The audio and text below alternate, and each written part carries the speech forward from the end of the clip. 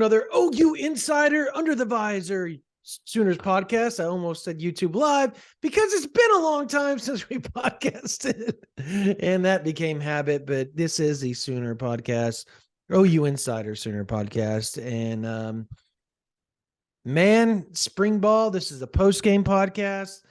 The white beat the red. The offense beat the the defense beat the offense, 84-82, in a very, very eclectic way of gathering points.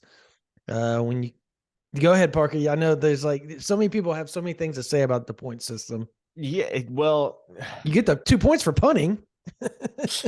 Yeah, it was bizarre. It was probably the most bizarre scoring system I've ever seen for a spring game. And you said it, the final score was 84-82. In what universe is that the final score of any football game? Well, it's in a universe where you get 2 points for a pass deflection and 5 points for forcing a punt. So Texas A&M LSU 2018? 74-72 was the final in that one. Yeah, well, that's the world we're living in, baby. I would hope they go back to a more standard scoring system next year because it was very difficult to follow. And it seemed like towards the end there, Venables was kind of cheating things in favor of the offense to set up that final play because there were definitely several scoring what should have been scoring plays for the defense under the format that were not added to the tally. So, you know, it felt somewhat manipulated towards the end, but you know, it was football. Football is football. It was good for 54,000 plus fans to get out and see their team, especially their newcomers, go full speed and pads on the turf at Owen Field. And speaking of newcomers, I think we'd be remiss in burying the lead if we didn't talk about former five-star quarterback, freshman, Jackson Arnold. Oh, I would say you already buried the lead, Brandon, because yeah, that's fair. We did. We took a bit to get there. Well, but, no. I'm not talking about Jackson because Jackson was impressive. I think the lead is the play that Peyton Bowen made. Goodness gracious. Yeah, no, that's Peyton Bowen. Like if his performance on Saturday and that play in particular didn't prove to everybody what type of different athlete Peyton Bowen is, I don't know what to tell you, because the play that he made on Andrell Anthony on that deep shot that Dylan Gabriel took, that was literally flawless technique, Brandon. He could not have played that ball any better than he did.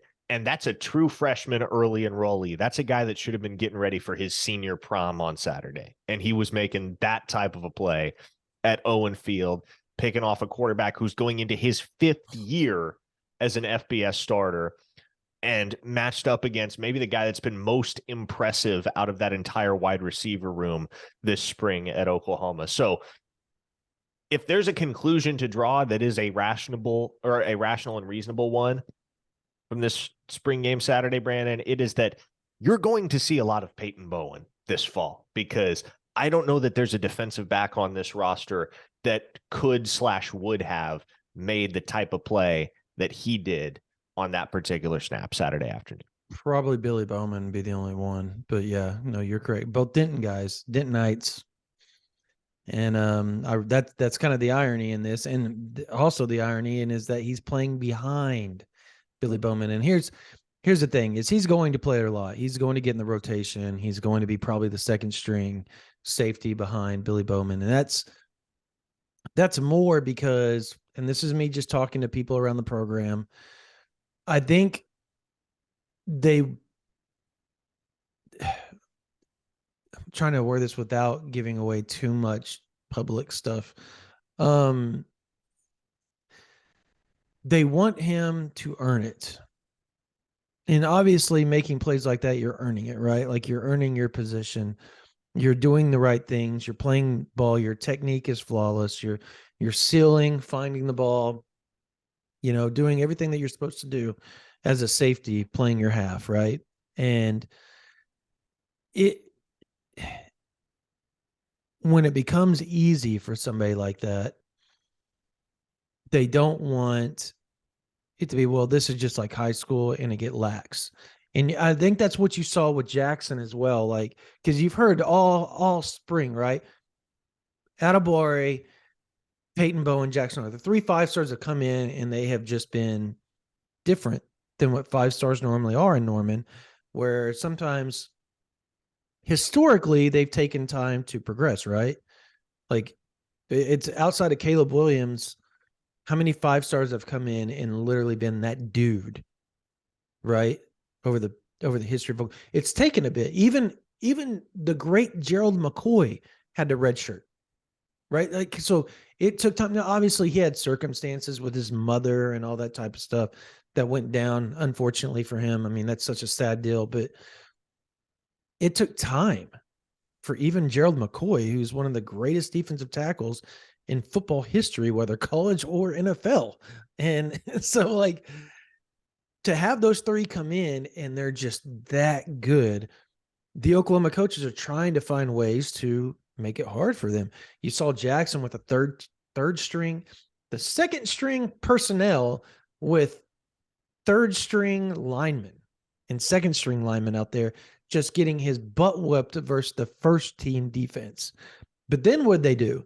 After he had almost hardly any success the whole spring game, they said, okay, we're going to give you 2 drives with the first team O-line. What happened? He produced. But could you imagine if he would have had the first team O-line the whole spring game? If Dylan has, would he have 4 touchdowns? Right? 3 touchdowns. Right. But his offense they had Sawchuk, Farouk, Blake Smith. That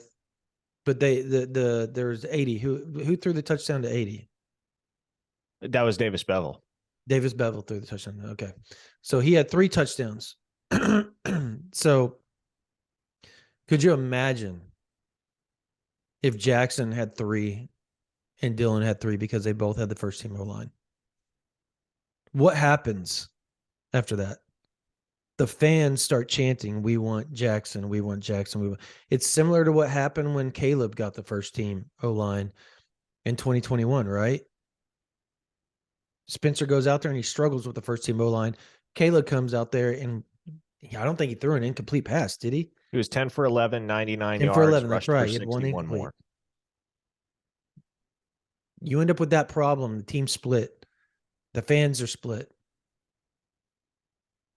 This was premeditated. Do you agree with that? Like how they went about it?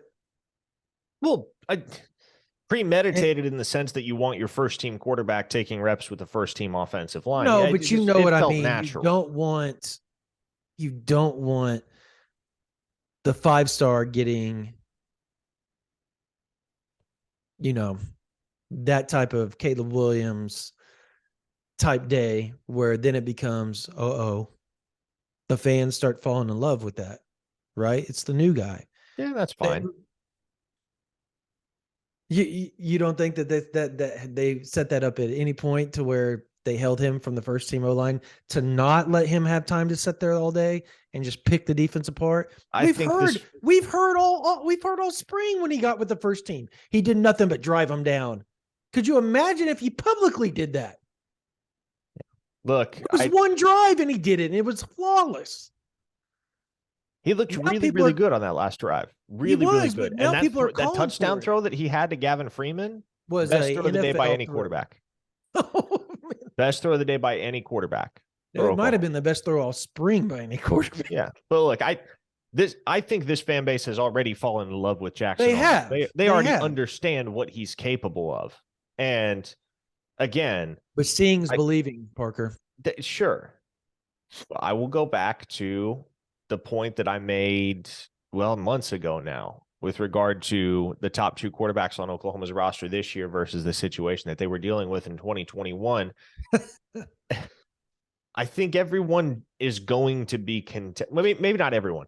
The majority is going to be content if you don't see Jackson Arnold take meaningful snaps this year, because you don't have the fire under your seat the way that you did in 2021, when the expectation was, okay, you're going to compete for a national championship. You're going to win a college football playoff game. Finally, you're going to break through, and you're going to do it behind this high octane offense with Spencer Rattler at the helm. And if for some reason that doesn't happen and you start to slip into the slight margin for error that you have, well, okay, you turn to the 5-star. Oklahoma's coming off a 6-7 season. There's no reason to drum up a quarterback controversy right now. Well, I think that's the very reason you drum up a quarterback conversation. Because you just come off a 6-7 season, and Dylan was the culprit or the quarterback in that. Regardless of how good he was the quarterback, were. he was by no means the culprit. No, I didn't mean that was poor wording on my part. That's why I followed up by saying like his stats were amazing, but people don't care. They don't look at all the drop passes that cost them last year. They see 6-7. Dylan was a starting quarterback. We have this 5-star. He might be able to take us back to glory. And that's how OU fans think. Right or wrong, it's how they think, Parker. Yeah. Well, we sound like total radio talking heads right now, going back and forth at each other. Here's the point that I want to communicate and get across. Jackson Arnold is the truth. We know this. This is not any particular secret. And also, Dylan Gabriel is your starting quarterback in 2023, unless stuff hits the fan. And those two things are not mutually exclusive. Correct. Right. Now, and if he gets hurt. Well, if he gets hurt. Does Jackson come out? You and I both don't think that happens. Yeah, well, that's, it's over. One too many steps down the road at this point. Yeah. In my mind. But go ahead. Yeah. Elsewhere on this roster, I think when you look at and I wrote about this a little bit yesterday on OUinsider.com, I think when you look at the overall performance on the offensive side of the ball, the Sooners did not have much success running the football. They averaged less than 3 yards per carry in the spring game. And a lot of that is due to the fact that they had so many offensive linemen banged up, which, again, if you're looking at this contest from the perspective of a casual observer and you know nothing of what has gone on the previous 4 weeks in spring ball, I understand if you're somewhat alarmed by the offensive performance on Saturday.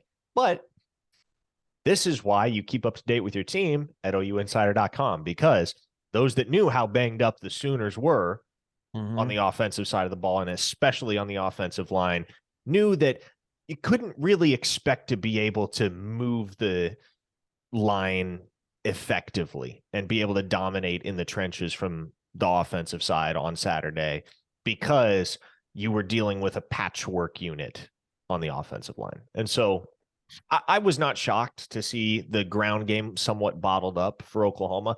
I was not shocked that Dylan Gabriel and Jackson Arnold had very little time to get rid of the football in general.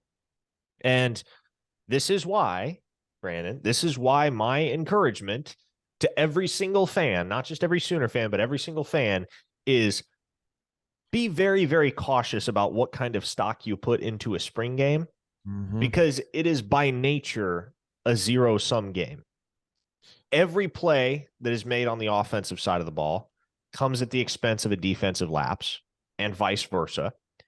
And one side of the ball is only as good as the other side is bad.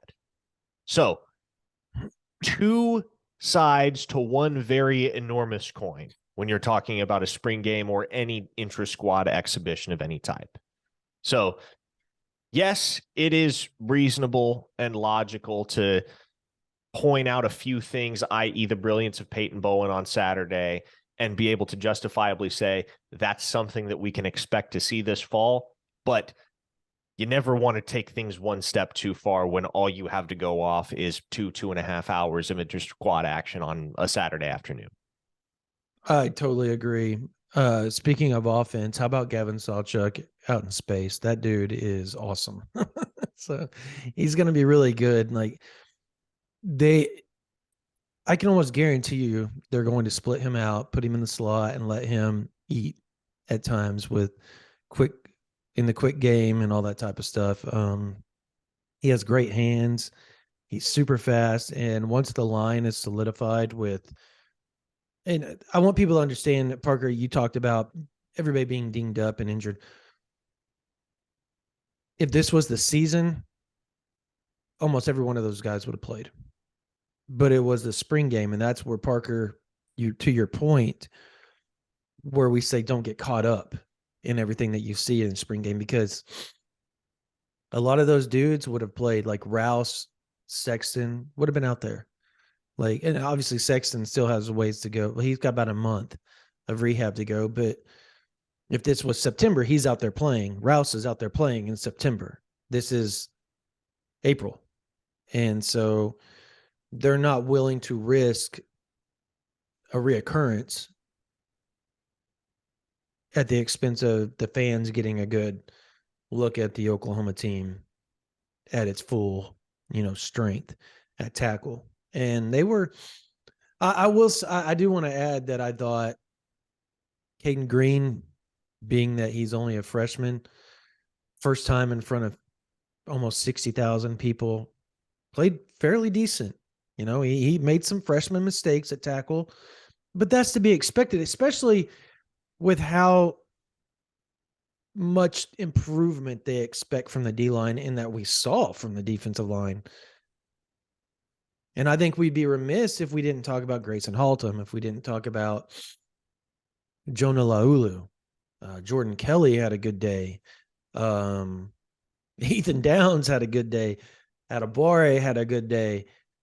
And this guy that freshman All-American from Indiana played pretty good. Deshaun McCullough, he was all right.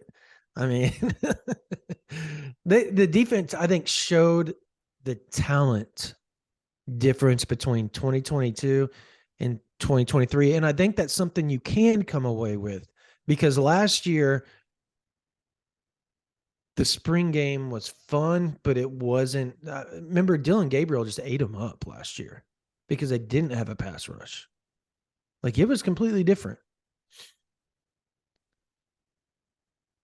I think my overarching takeaway on the defensive side of the ball is pretty similar to what you were just kind of hashing out, Brandon, which is that the caliber of athlete in general that Oklahoma boasts on the defensive side of the ball is leaps and bounds better than it was a year ago. And I think that has manifested itself most conspicuously in the linebacker corps. Kip Lewis had 11 tackles, led the team by a country mile on Saturday in terms of tackles. Now, that's one thing that I would not read too much into, because Kip Lewis still has a ways to go if he's going to be a regular contributor in that linebacker core. But the way that Phil Picciotti moves for a dude his size, Brandon, it's impressive.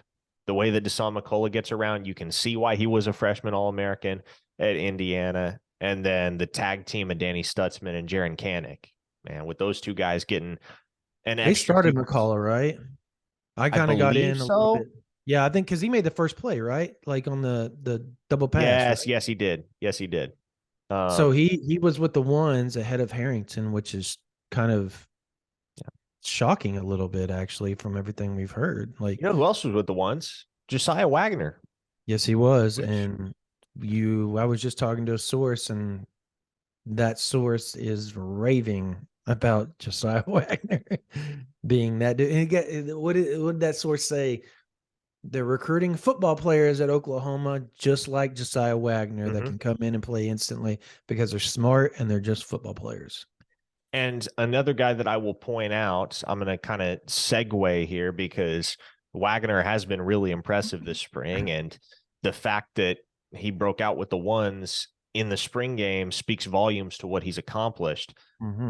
The play that DJ Graham made one-on-one down the sideline matched up against Wagner, I think speaks to the reality that there is a very real role to be carved out for DJ Graham in this offense, because he does not look like a guy that has taken 2 full years off of playing wide receiver. He had 2 virtually consecutive plays. I don't think they came on consecutive snaps, but the ball down the sideline where he's one-on-one with Jay Wag, and Davis Bevel lays it up 15 to 20 yards short of where it needs to be. And DJ Graham's just basically got to hang out there, camp underneath it, hand fight Josiah Wagner to keep him away from the ball, and then snag the reception. He goes and does it. Then 2-3 plays later, Bevel throws another ball that's a mile behind Graham. He stops on a dime, makes the catch, slips an arm tackle, and gains an extra, 15, 20 yards after the catch.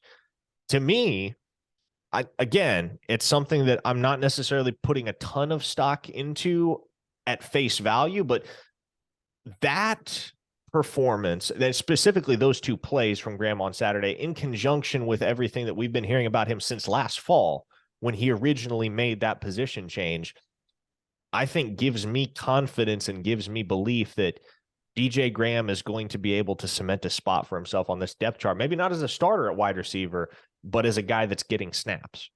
Mm-hmm. No, Graham, he's been kind of a nomad, obviously, since he's been in Oklahoma. He's started at wide receiver, goes over to DB, stays at DB for about 2 years. Now he's back at wide receiver. Obviously, two different offensive systems, so he's actually relearning everything as he goes. And I think that's been the holdup, from my understanding, is the playbook right now for him, because he's kind of, even with some of the freshmen, he's a little bit behind because they got the playbook, right?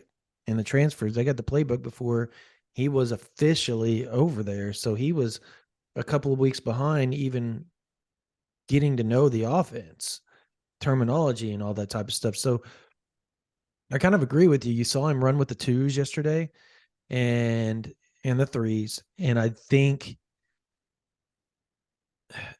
he's a guy that if the freshmen that come in don't somehow overtake him, and or a transfer by the name of Brennan Thompson that might be announced today at some point, I'm told. Just a heads up on that. So he might be able to beat, if he can hold those guys off. And that's going to be hard to do, because we're talking about Jaquays Petaway, right? We're talking about a Brennan Thompson type guy, right? We're talking about, I just went blank on what I was talking about there for a second. Who's the other freshman coming in? Keon From Brown. Tallahassee? Keon Brown. And it's, sorry, Brennan Huffman actually just texted me about Josiah Wagner. So that's the irony of that. So his boy Josiah Wagner showing out, and he's hyped. But yeah, if he can hold those guys off, I mean, and that's going to be a tall order though, Parker. Like, do you expect him to hold those guys off? Like a Brennan Thompson, a Jaquays Petaway? I don't know, man. No, there's a name for you, Brennan Thompson. I think that provides a pretty natural segue into the remainder of the podcast, Brandon, which is to we say might that, as well go ahead. I've already kind of thrown it out that there. can of worms has been popped right open. Sooners So hosted a number of elite visitors this weekend at the spring game, one of them being the Texas transfer, Brennan Thompson. And it's Monday, right? Or it is Monday. Today's Monday. See, I get all confused now with how busy we've been. Like, what day? Have you been like that lately? Like, is today Monday, Tuesday? Like, I don't know anymore. Just because That everything happens from time to time. But yeah, hey, if it you could are a be announced VIP, today. What now? It could be announced today. If you are a VIP over at OUinsider.com, you are well aware. You were well aware within 10 minutes of the news breaking that Brennan Thompson was going to hit the transfer portal, that OU looked like the destination there, and that Thompson would be looking Oklahoma's way when he officially got in the portal. And that's not terribly surprising, given that the native of Spearman, Texas, out in the Panhandle, really, really liked to OU coming out of high school.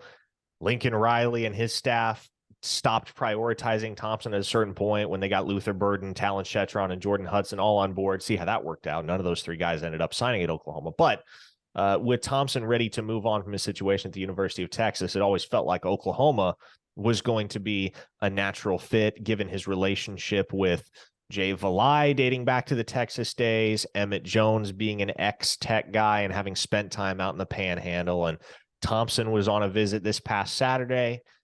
Things went swimmingly. And to add a guy that brings 10.2 100-meter speed to the table, Brandon, you won't find many Brennan Thompsons around college football. Nope. Speed. You had that with Jaquays Petaway. You had that with Jalil Farouk. I'm trying to think of other. You add that with Andrew Anthony. You talk about 4 dudes that can take the top off of a defense. My goodness. And Keon Brown's not slow either, and he's a big guy. So you got guys that can take the top off, and that's exactly what you need in Levy's offense. I think outside of Farouk and Mims, I think that hurt OU last year, kind of, handcuffed the offense a little bit because they didn't have an assortment of guys that could take the top off. No, don't get me wrong. The Gavin Freemans of the world, the Drake Stoops of the world, they have their place in this offense, right? Technically sound runners. Gavin Freeman faster than Drake by a long shot. He's a speedster. But they're not particularly known for that, right? Like you send them on a go route or a fade or a post or a corner, and you're not biting your fingernails that they're running the route. Now with Andrew Anthony, Jaquays Petaway, even though he hasn't done anything yet, you look at his times and track, and that's all you have to look at. You know they're going to use him. You look at Brennan Thompson and what he's done and been able to do with his track, and just knowing the type of player that he was out of high school and why everybody in the country wanted him, whether it was Clemson, Alabama, Oklahoma, Texas A&M, like everybody wanted Brennan Thompson, USC. They wanted him. Like he's a really good player. And you add that to an already fast group of wide receivers. If you're Dylan Gabriel or Jackson Arnold, you've got to be really stoked about that, right? Like that's what you're looking for, is more guys to take the top off the defense and make it easier for an Austin Stogner, a Drake Stoops, a Gavin Freeman. Nick Anderson can fly too. I can't forget about him. He's big and he can fly. And despite the pan hands that Jaden Gibson's had lately, he can run. And I know I'm making a joke of the pan hands because he's dropped quite a bit, but you're trying not to laugh. Not a great I feel bad for him. I really do feel bad for him, but bro, the last 2 years outside of the spring game where he took that 95-yarder, I feel bad for that kid. Like that's a mental hurdle that he's got to get over at some point, or it's going to be rough for him to ever touch the field. Because Oklahoma, all they're doing is recruit. Look, hey, Brennan Thompson's not the only wide receiver that's about to pop in to the Sooners. Right? Like they are about to have an elite 2024 class. Would you agree with that? I would. And it's going to, not only is KJ Daniels, speaking of taking the top off the defense, my God, that dude can fly. There's a reason. There's a reason Emmett Jones and the Oklahoma staff took a commitment from KJ Daniels in April. And we saw it at the Under Armour camp. Nobody could cover him. Well, and what stands out to me and stood out to me last month when we saw him at the Under Armour camp with KJ Daniels isn't necessarily speed. We know he's got speed. It's the acceleration. God. He goes 0 to 60 faster than just about anyone I've ever seen, bar none. He is Hollywood Brown, is what he is. That is the only comparison you can throw at that kid. If you stuck them next to each other and you had their backs, they had their backs to you, you couldn't tell, and they were just running, right? Mm-hmm. You couldn't tell the difference between, obviously one's bigger than the other now, but in college, high school, they're so similarly framed that, and they run just almost the huge strides that they take, even though they're only like 5'11". Like it's wild, like how fast those two are. And I think if you're an Oklahoma fan, you've got to be pretty giddy because Hollywood Brown wasn't seen. Now he was a 4-star, but he was a 4-star JUCO. He wasn't seen as like this must-have out of junior college because Oklahoma was battling West Virginia for him. And so the fact Oklahoma pulled off KJ Daniels, and I'm imagining in the next week you might see 2 more wide receivers that both are bigger and have great speed as well, can take the top off of a defense as well, pop into the 24 and 25 class potentially in the next week or so. Emmett Jones is putting in some work. You had Brennan Thompson, KJ Daniels. There might be one pop today or tomorrow, depending on when the edit happens. And then you add the 2025 that's going to be popping on May 1st. And you've definitely hit a grand slam since you've been hired at Oklahoma. Well, and That's to say the least. I want to give you credit for this observation, Brandon, because it's something you brought up on the radio last week. Emmett Jones he's always been this dude. He just hasn't had the logo on his chest to be able to recruit this effectively. He's been recruiting to Kansas and Texas Tech. Recruiting to Oklahoma is a whale of a difference from recruiting to Kansas and Texas Tech. And so look what he brought in at Tech last year. When you give a guy like Emmett Jones the prestige factor of an institution like Oklahoma, then some special things are going to happen, and you've begun to see that yield tangible fruit. I'm almost apt to put in a crystal ball for DeCorian Moore. Like I really feel that way just because of what Emmett Jones has done. I just feel like if he wants them and they're out of the Dallas area, he's going to get them. Is that not, I'm not crazy for saying that. I just didn't expect to hear that come out of your mouth. DeCorian Moore. It just feels like with everything he's doing right now, it's almost like, I want you, come on over here. I want you, come on over here. I want you. That's what he's doing. And Bryant Wesco is not far behind. Like we've both got crystal balls in for him. Yeah. I know Steve Wiltfong isn't that far from throwing one in as well. I've talked to him today. Like that dude, Emmett Jones, is recruiting on another level right now.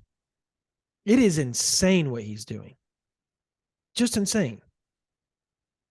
In general, now.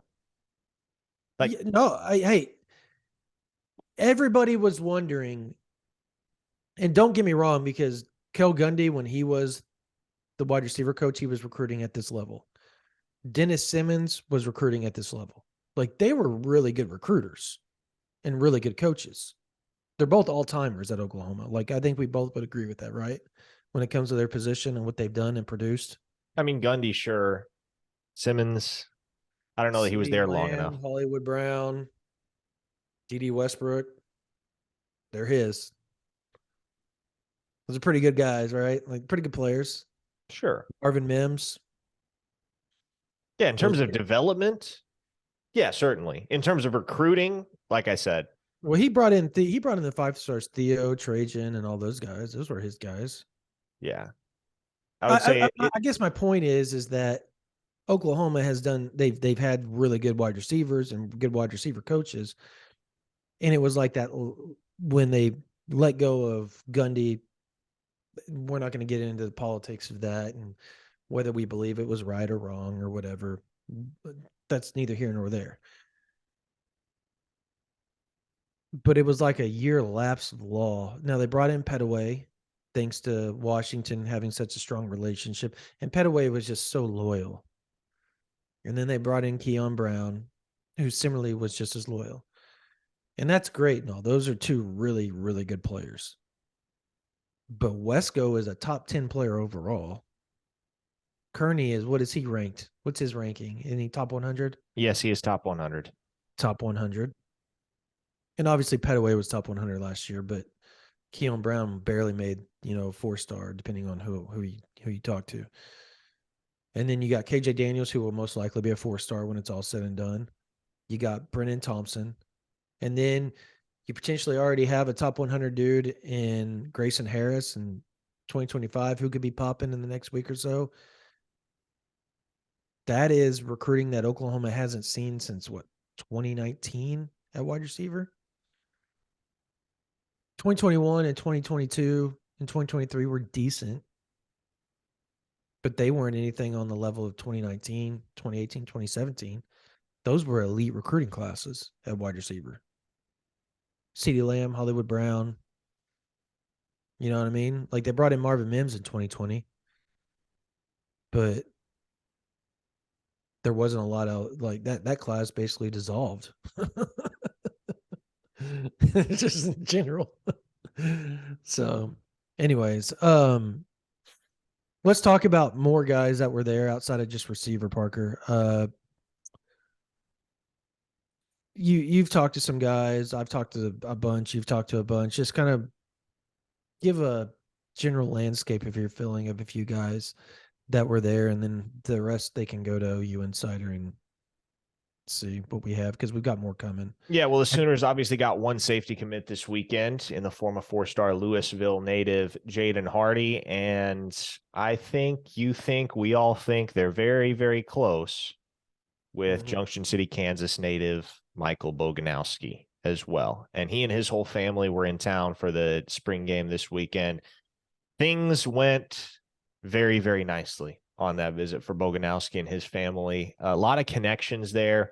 His dad, who played at New Mexico State back in the day, played his high school ball up in the 402 at Bellevue West, which is the exact same high school that Caden Helms attended back in the day. So the Boganowskis and the Helms were kind of catching up, shooting the breeze after the game. It seems like there's a very, very solid relationship there, more than I even realized, between Caden Helms and the Boganowskis. So that's another box to check for Oklahoma in that regard. Michael Hawkins, Jaden Hardy, both working actively behind the scenes to get Boganowski on board. And if you can lock him down, man, Brandon Hall can just kind of chill for a while. Brandon, which is well deserved for that man, because he has done the Lord's work the last year or so on the recruiting trail.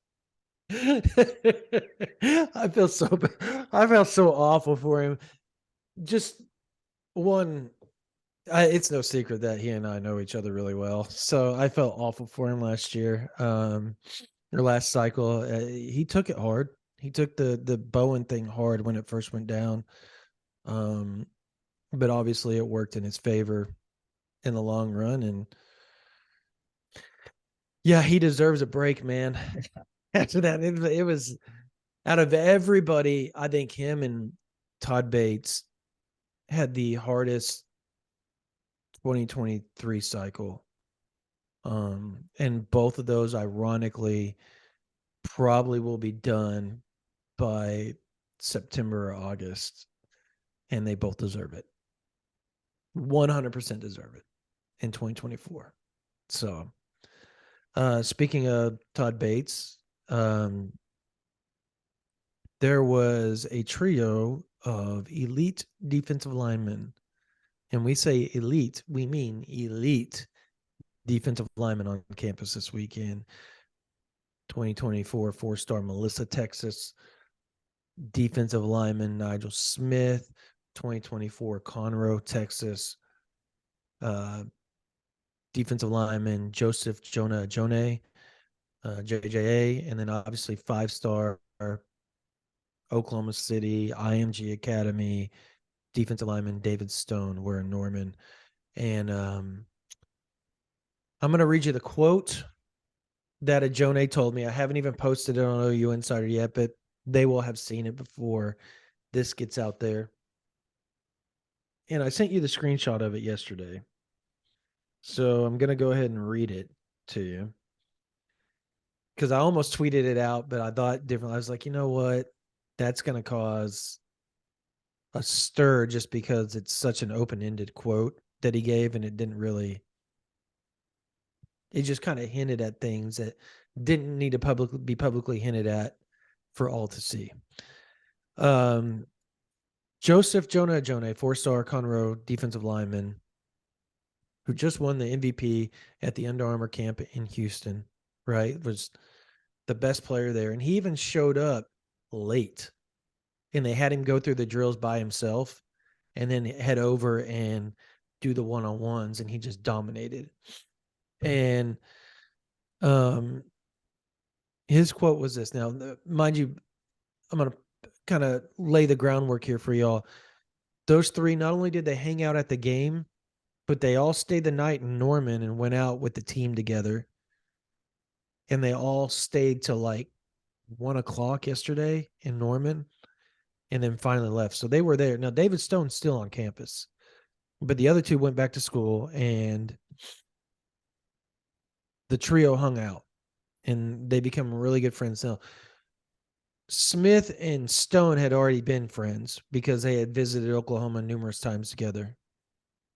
This was Ajone's first time hanging out with all of them. And Ajone's quote was this. I asked him, I said, what was it like hanging out with those guys? And what do you think of you all playing together? And he said they talked about it extensively. And then he goes on to say, if we were to go to Oklahoma together, we would be the most dominant defensive line in college football. And when you add us learning from Coach Bates, it would make us even more dominant. Oklahoma fans, you hear that, and you hear the 3 top 150 players in the country at the defensive line position saying that, your mouth starts watering a little bit, because we're not even talking about Za'Davian Sims, who will most likely be a Sooner. We're not even talking about Williams Nwaneri, who is literally a Tennessee-Oklahoma battle. And Parker, you can dive in more to that. I know Oklahoma is worried about Tennessee. I know that for a fact, because I talked to 2 of the best sources in that spot yesterday for quite a bit. And but if you land, even if you don't land David Stone and you ended up with Nwaneri, Smith, Sims, Ajone, you're going to be okay with that. Even if you landed 3 of those 5, you're going to walk away going, that's the best haul Oklahoma's had in ever. So, I mean, Oklahoma, regardless of how this thing ends up, 5-star or not, Parker, I know you agree with me. Oklahoma is going to have a ridiculous defensive line class this Yes, year. they will. And that's the turning point. Yeah, well, a couple other guys that I don't think are being talked about enough in terms of their how can I put this? I think there are 2 other guys that were actually both on campus at the spring game that Sooner fans, if they don't already know their names, they're going to want to get to know them, because OU's in a sneaky good spot for both of them. Kellen Lindstrom out of Glendale in Missouri, and Wyatt Gilmore from Rogers, Minnesota. 2 4-star guys. Well, and Logan Thomas for that matter. So again, look, OU's not going to get all those guys, right? Nope. They're not getting everybody. If you get Stone, Sims, Smith, Jonah Ajonye, Will Nwaneri in the same class, yeah, that's mind-boggling, but that's not going to happen, right? You're not going to go 5 for 5. Realistically, you are not going to get all 5 of those guys. So we can't guarantee that because they're in such a good spot for him, but yeah, you most likely know. Yeah, you're not going to get all 5 of those guys. There's no way. I'd love to be wrong, but there's no way. You got to have realistic expectations. And if you get 3 or 4 out of those 5, you're more than pleased, especially when you know that you have guys on the edge that really, really like Oklahoma, the likes of Lindstrom and Gilmore and Logan Thomas, with whom you can supplant those top 100 additions on the defensive line. And so, yes, I believe that between the work Miguel Chavis is doing and the work that Todd Bates is doing, Oklahoma is going to sign their best defensive line class of the modern era this cycle. I do not see a way that falls through. I just want to caution everybody against believing that Oklahoma is going to close on everybody, because it's April, and yes, they will get some of those guys. They may get the majority of those guys, but they're not going to get everybody, and you're just going to have to be okay with that. Yeah. All right, real quickly, you got to go to the radio. So real quickly, Caden Durham was crystal balled, 2024 4-star, Duncanville, Texas / Moore, Oklahoma is where he grew up. He just moved to Texas a few years ago. Running back Caden Durham was crystal balled today to LSU by Steve Wiltfong, our national recruiting director at 24/7 Sports. I talked to Wiltfong. He's not locked in on that pick. I'm just going to tell you all that. He's going where he thinks is trending. But Durham was just at Oklahoma this past weekend for the spring game, and from everything that I've been told, Oklahoma thinks they're getting him. I mean, they feel really confident in that, but they do understand that LSU, and I'm air quoting for people watching on YouTube, is the other team. And I was told that by 2 different sources today. So that's going to be a recruitment to follow, because it felt like it was almost inevitable that he was going to go to Oklahoma for the longest time. And now LSU Tigers are making a run. So we'll see how all that pans out. I'm going to trust DeMarco Murray, and I feel like he's going to be really hard to beat. So we'll see. Also, as far as just recruiting in general, Oklahoma, I think, is about to hit they're already starting to heat up. You saw 3 commits last week. They're just getting started, just so y'all know. Like, it is just getting started. The next month and a half, 2 months could be just absolutely wild for Oklahoma on the recruiting trail. So just something to follow for you guys as it heads into the summer, because off season is going to be wild. The coaches are out on the road right now. I know they're seeing Boganowski today. I know they're seeing trying to think, Kobe Black, a couple other big name guys that they're after. So just know that OU Insider, we are going to have you guys covered fully. We're going to have more spring content coming at OU Insider.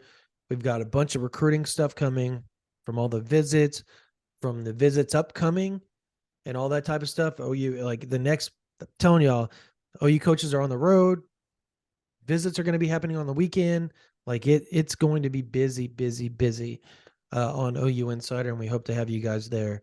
But that's going to do it for this version of the OU Insider Under the Visor Sooners podcast. We're cutting it short a little bit for you guys today. Parker's got to get on the radio, so hope you guys have a blessed day. If you're not following us or subscribed on this YouTube channel, click. If you're not subscribed on any of the platforms that you listen to us on, make sure you subscribe so you get notifications when the podcasts come up, because we're going to start putting our YouTubes on it as well, so you can get multiple listens on your podcast platforms as well. So that's going to do it for this version of the OU Insider Under the Visor Sooners podcast. For Parker Thune, my name is Brandon Drumm. You guys have a blessed day.